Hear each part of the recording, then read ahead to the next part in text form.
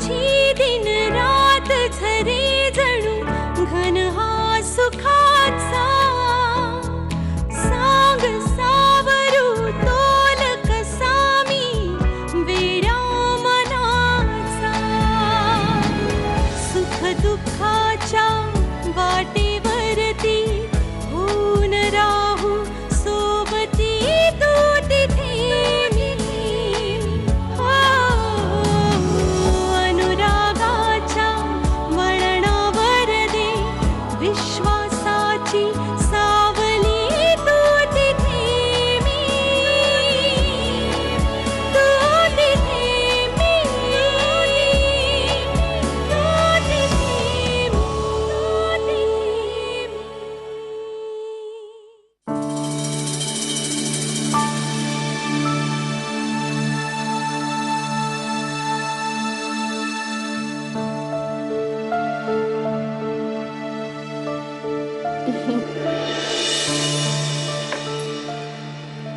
Thank you.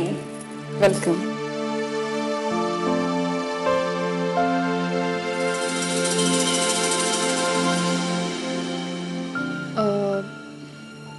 Manjiri, सत्यजितला ना cup नेहमी असा ठेवलेला लागतो.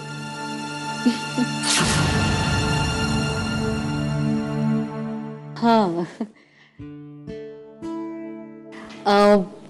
आणखी काय काय माहितीये तुला त्यांच्याबद्दल?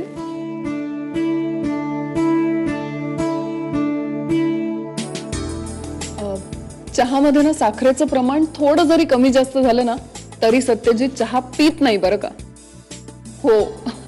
बापरे. नाश्ता सकाळी 8:30 म्हणजे 8:30लाच लागतो. त्याचे कपडे असे नीट अरेंज्ड लागतात. शूज नेहमी दरवाजाजवळच लागतात. तो कधी पूजा केल्याशिवाय बाहेर पडत नाही. पूजेचं साहित्य हे सगळं रीतसर लागतं. म्हणजे देवाला वाहण्यासाठीची फुलं पाणी शिंपडलेली लागतात. आणि म्हणजे व्हेरी इम्पॉर्टंट हा, त्याच्या टेबलवर पेन स्टँड राईट साईडला, पेपर्स लेफ्ट साईडला आणि पेपर क्लिप्स आणि पिन्स समोर ठेवलेल्या लागतात नेहमी. अँड प्लीज डोंट फॉरगेट, त्याच्या लॅपटॉपला त्याच्या परमिशन शिवाय हात लावायचा नाही. असं जर झालं ना तर बापरे बापरे बाप, तो एवढा चिडतो. आणि ऑफकोर्स त्याला कुठच्या गोष्टीमुळे कधी राग येईल ते कोणाला सांगता येत नाही.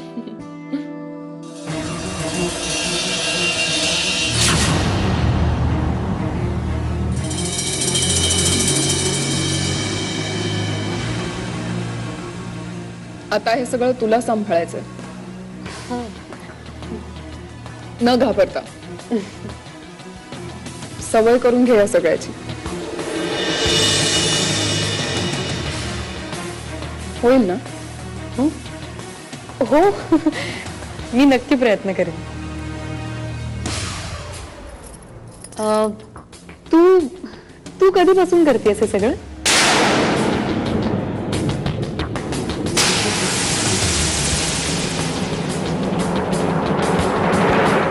दोन वर्ष. न थकता, न थांबता आणि न कंटाळता सतत करत आले मी हे सगळं सत्यजितसाठी.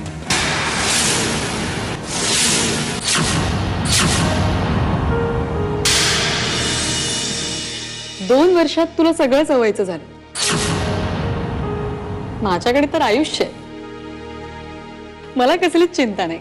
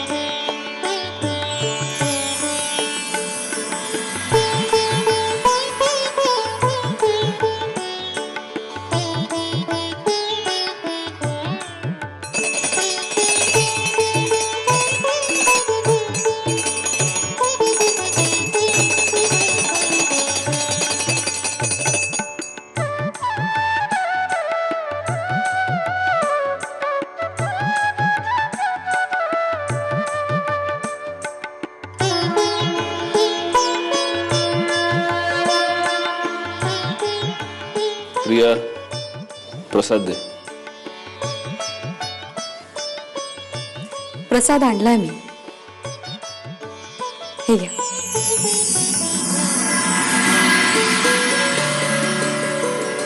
तुला कोणी सांगितलंय? प्रियाने कालच सांगितलं मला सगळं.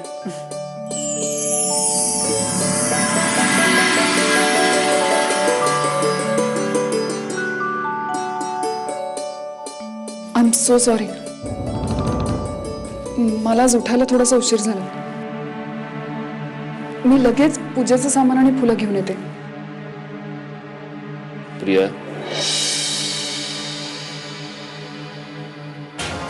पूजा झाली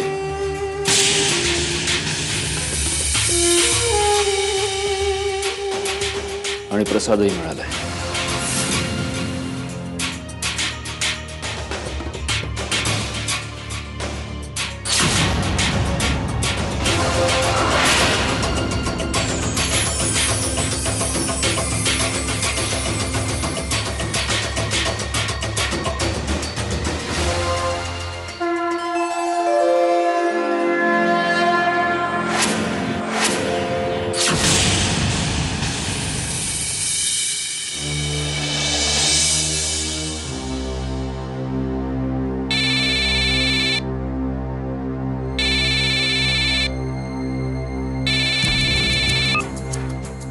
हॅलो. आई, आई दादा असं का वागतोय? आई तूच मला सांग, मी काही चुकीचं केलंय का? अगं अगं प्रेम करणं पाप असतं का?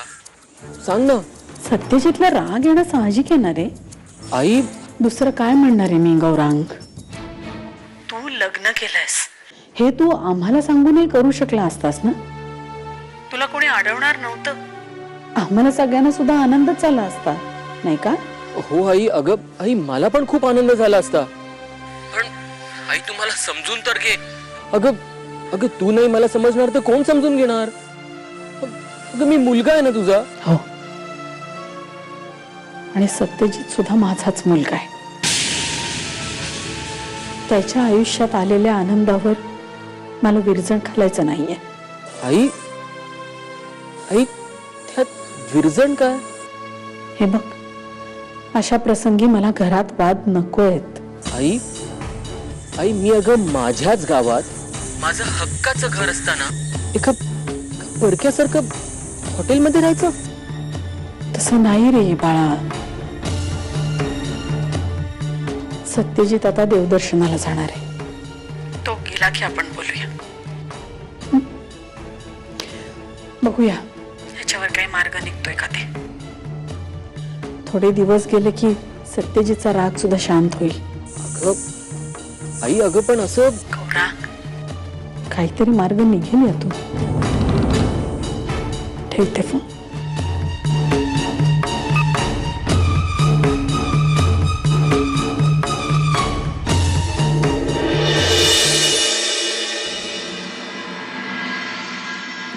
आणि काळजी घ्या. चला, उशीर होतोय. आणि आधी देवदर्शन.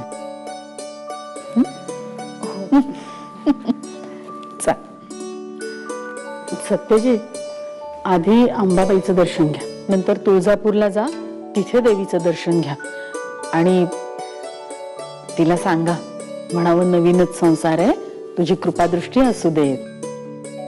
आई, या सगळ्या सूचना तू आतापर्यंत 422 वेळा दिलेस. नमस्कार करतो. सुखी व्हा. निघू आम्ही? चला, मी पण येते तुळजापूरला. I am ready.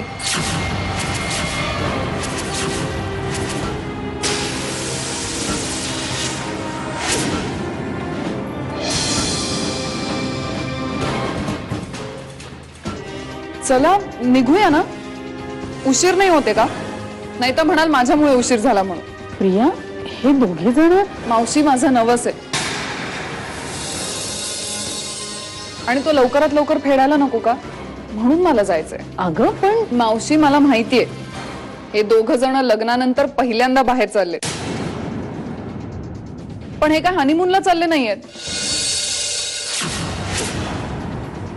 सो माझ्यामुळे प्रायव्हसी डिस्टर्ब होण्याचा काही प्रॉब्लेम नाहीये, हो ना मंजिरी?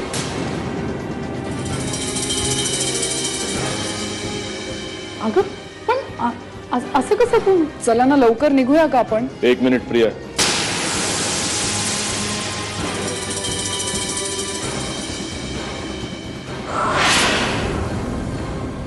मी आणि मंजिरी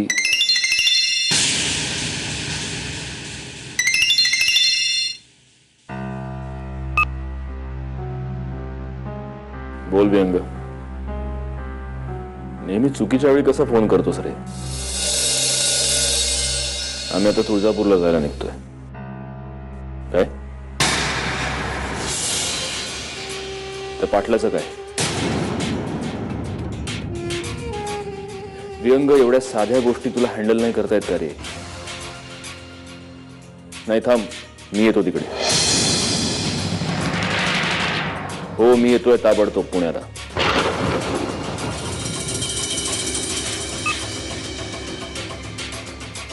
देवदर्शन कॅन्सल.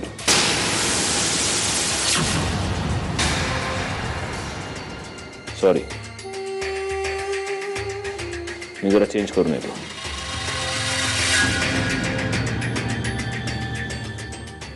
प्रिया, बाहेर गाडी आहे, ड्रायव्हर आहे. ताबडतोब तुळजापूरला जाऊन ये. नवस वेळच्या वेळी फेडलेलीच बरी असतात.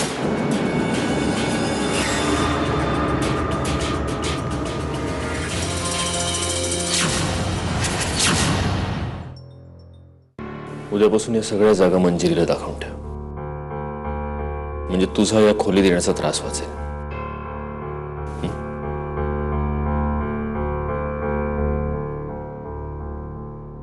असा गेलो आणि असा आलो.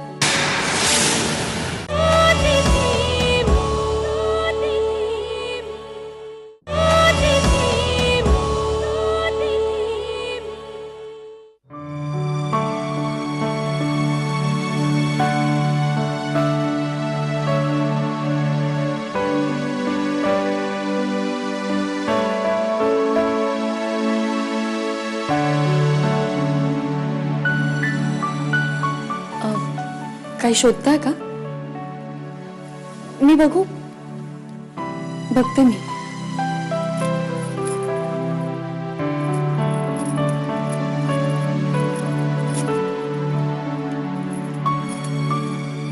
अहो हे काय, इथेच आहे रुमाल तुमचा.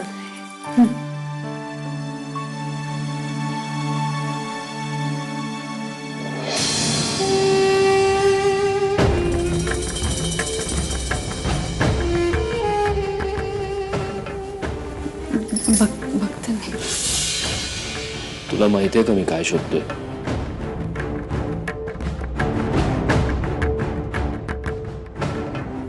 थांब.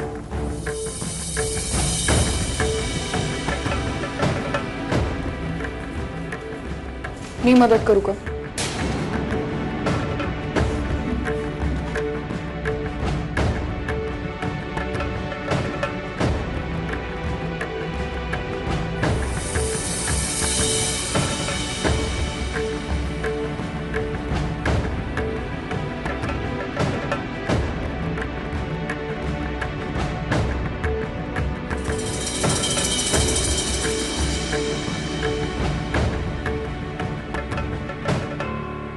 उद्यापासून या सगळ्या जागा मंजिरीला दाखवून ठेव, म्हणजे तुझा या खोलीत येण्याचा त्रास वाचेल.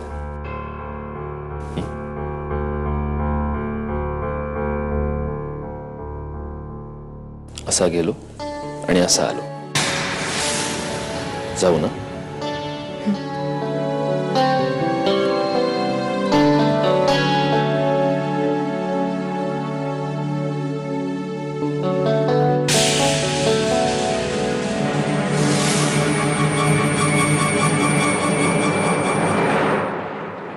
तुमचं लग्न होण्याच्या काहीच दिवस आधी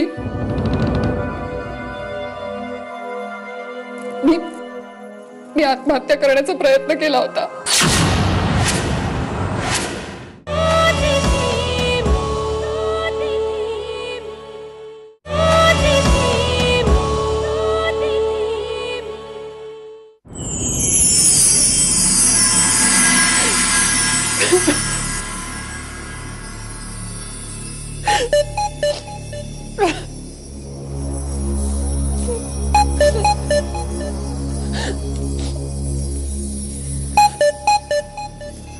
प्रिया प्रिया ग, असं काय? असं रडतं का कुणी? मग काय करू मी? काही उपयोग नाहीये माझा या घरात आता. अगं कोणालाही माझी गरज नाही उरली. असं काय बोलतेस?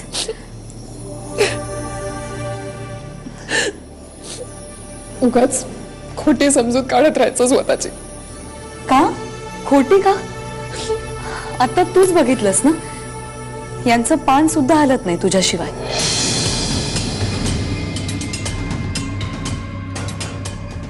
पण हे असं किती दिवस चालणार आहे? तो आत्ताच काय म्हणाला ऐकलंस ना? तू होतीस ना तिकडे. अगं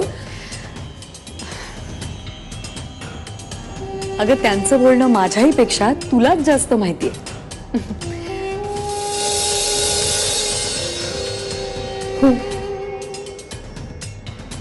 खरंय,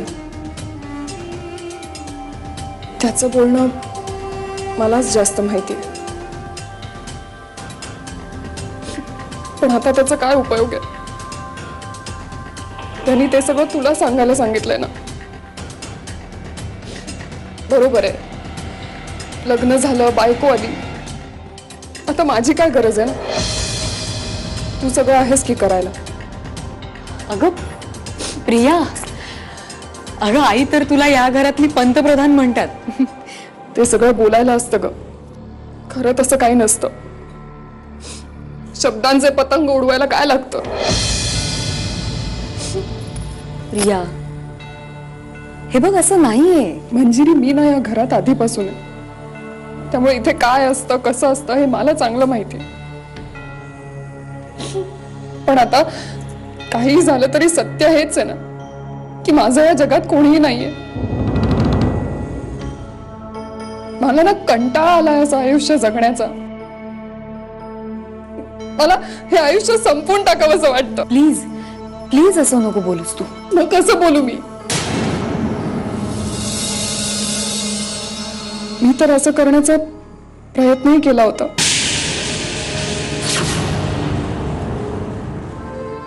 म्हणजे की तुला ना कदाचित या घरात हे कोणी कधी सांगणार नाही, पण तुमचं लग्न होण्याच्या काहीच दिवस आधी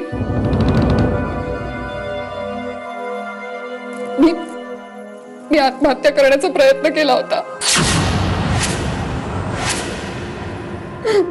अगं प्रिया, अगं गोडीस का तू?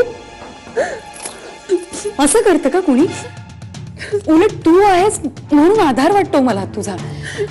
आताच बघ ना, तू होतीस म्हणून सगळं नीट झालं, नाहीतर मला अजूनही मला नीटचं काही कळत नाही. अगं आपण एक काम करूया, यांचं आतापर्यंत जे काही तू करत आलीस ना, तू कर सगळं तसंच कर. हं? पण मंजिरी, सत्यजित म्हणाला की ते सगळं मी बोली ना त्यांच्याशी. हं? आणि माझी काहीच हरकत नाही. अगं तू नक्की बोलशील? हो नक्की? हो, मी बोलीन. नक्की ना? अगदी नक्की.